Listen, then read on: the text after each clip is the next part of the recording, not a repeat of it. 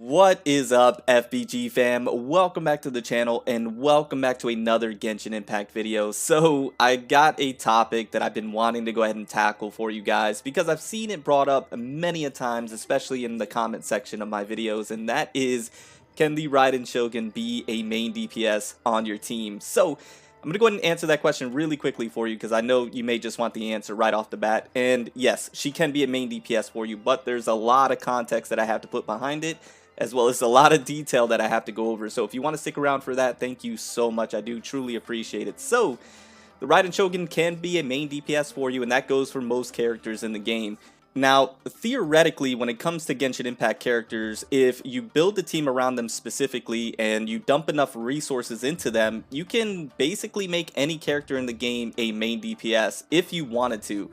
But there are characters that fill roles better than others. Now, I came out with a video, I think it was actually the very first video I came out for the Raiden Shogun in terms of what jump-started this whole craze of making videos on her. And that very first video was stating whether the Raiden Shogun's a main DPS, sub DPS, or support. In that video, I stated that I believe the Raiden Shogun is more of a sub DPS character for various reasons. And like I mentioned, Genshin Impact characters have roles to fill.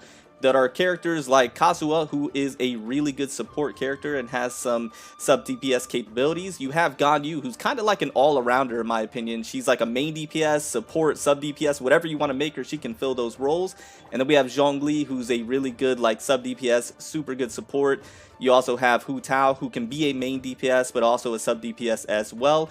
And then you have characters like Barbara, who's mainly just a support for the most part. So there are Genshin Impact characters that fill certain roles. Alright, so right now I have the character archive pulled up, and I want to go ahead and just kind of define what a main DPS is first, and then take a look at some of the main DPS characters primarily that are in the game of Genshin Impact right now. So main DPSs, what kind of role do they fill? Well, they're basically your damage dealer. They're the ones that you take out and you let them run rampant and they do the most damage for you. So when you have a main DPS character, you're basically building a team around them that is going to optimize their damage output. So you have characters that are going to support them, and then when you take that main DPS out, you go ahead and take them out and you let them do the most damage and wipe out the team. That is their role, that is their job, and usually main DPSs do not have a whole lot of supporting capabilities for the rest of the team. They're very selfish in that sense, and they're just there to do damage. That's basically it. So let's take a look at some of our main DPSs that we have in the game. Well, first and foremost, I know a lot of people are going to look at Xiao. Xiao is a main DPS character. You take him out, he does damage, and you're basically building a team around him, whether it's supporting his energy, supporting his damage output, whatever the case may be. He's a selfish main DPS, and that's the role he fills, and he fills it really, really good. Then we take a look at a character like Tartaglia, who is considered, in my opinion, a main DPS. He does tons of damage. You can build a team around him to support him, and he's going to do what a main DPS is supposed to do. Another one that comes to mind is Klee. Klee just outputs stupid amount of damage. So does Diluc, a very selfish main DPS. Doesn't really offer the team a whole lot in terms of supporting capabilities outside of applying Pyro, but those, you know, that's about it. But he doesn't need to because he fills that specific role of being that main DPS on your team. So those are just some examples. Now others that kind of have that hybrid sense is, like I mentioned before, Ganyu has that hybrid sense to where her skills in terms of her elemental skill and elemental burst have really good supporting capabilities, but she outputs stupid amount of damage with her double charge shot. So she is a little different in that sense. She fills that, like I mentioned, that kind of like hybrid role.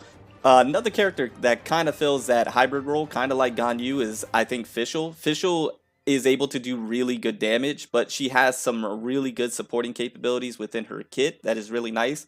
Another one that's coming down the pipeline very soon is Kujo-Sara. I think it's very similar as well. So those are just some characters that really fill the main DPS roles. Some fill it better than others, and some offer more towards the team than others. Now, when it comes to the Raiden Shogun, you can build her main DPS, but if you do, I don't think you're optimizing her potential to the greatest degree. And the reason why I say that is because of the way her skills work, her elemental skill and her elemental burst.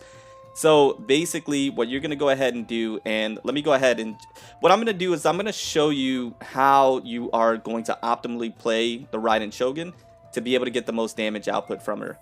Alright, so basically what I went ahead and did is I replaced Hu Tao with Keqing, and Keqing is going to be my Raiden Shogun for right now. So the way you're going to want to utilize the Raiden Shogun to the best capabilities is you're basically, the rotations you're going to go ahead and utilize is you're going to go ahead and pop her elemental skill, and then you're going to go ahead and switch into your other characters. So you have her elemental skill going off, you're going to switch into your other characters, pop their elemental skill, do their elemental burst, then you're going to switch into the next one, do their elemental skill, do the elemental burst, and then you're going to switch into the next one, do the elemental skill. If I had his elemental burst, I'd pop it right now, but I don't. And then you're going to switch back into the Raiden Shogun, and then you're going to pop her elemental burst if I had it going on right now. And then you're going to go nuts for about 7 seconds and do stupid damage. You're going to be really just tearing up the whole team, or the opponents, excuse me, basically wiping them all out. Then you're going to pop the elemental skill again, and then you're going to do the rotation once again, elemental burst, elemental skills, and my battery's about to die. I need the Raiden Shogun to charge my controller, but that's basically it, and then you're going to rinse and repeat that rotation. The thing is if you have the Raiden Shogun and you're making her your main DPS, I guess what you would do is you would cycle through your characters, bring her out, do the elemental skill, do the elemental burst, have her go nuts, and then maybe rotate that way. But then you're really looking at more of a sub DPS role once again. The problem is that her basic attacks without the elemental burst is not the greatest in terms of damage wise. So you can build her to be a main DPS if you wanted to. Like I mentioned, theoretically you can build any character in that main DPS role if you build her a certain way and just center the team around her. But she best fills the sub DPS role in my opinion. But the way I'm going to go ahead and utilize her, I am going to utilize her in the sense, at least for me specifically, as like a pseudo main DPS. Because I'm going to center the team around her specifically. The team I build around the Raiden Shogun is going to ensure that the Raiden Shogun hits the hardest. So she's going to be like my main damage dealer. So in the sense, she's going to be like the main DPS for me on the team. But we're going to be utilizing her in a sub DPS role, where it's going to be switch out, switch in, a lot of rotations, a lot of elemental bursts and elemental skills going off. And that's how I'm going to utilize her. But once again, just a TLDR. Yes, she can be a main DPS for you. Is it the best role? No, she's best fit as a sub DPS in my opinion. But anyways, guys, hopefully this video helped. I know a lot of you guys had that question on whether the Raiden Shogun can be a main DPS, and I wanted to answer that for you guys because on this channel I'm trying to provide the best information that I possibly can personally for the Raiden Shogun, and to be able to give you guys the best information I possibly can and make it easy to understand without being too confusing and too convoluted. So hopefully I'm doing a good job with that. And once again, thank you guys so much for all of your support. Thank you guys for everything that you do for me on this channel. We just hit 28,000 subscribers, by the way. Absolutely fantastic. You guys are incredible, and I appreciate each and every one of you. And let's keep trucking along to that 30K on our way to the release of the Raiden Shogun. Also, Yoimiya drops today, so if you're pulling for Yoimiya, wish you the best of luck. And yeah, anyways, I'm going to go ahead and get on out of here. Remember to stand out, be different, have fun, go further beyond in everything that you do. And until next time, my boys, until next time, it's your homie Cody GT, and I'm out. Bye, guys.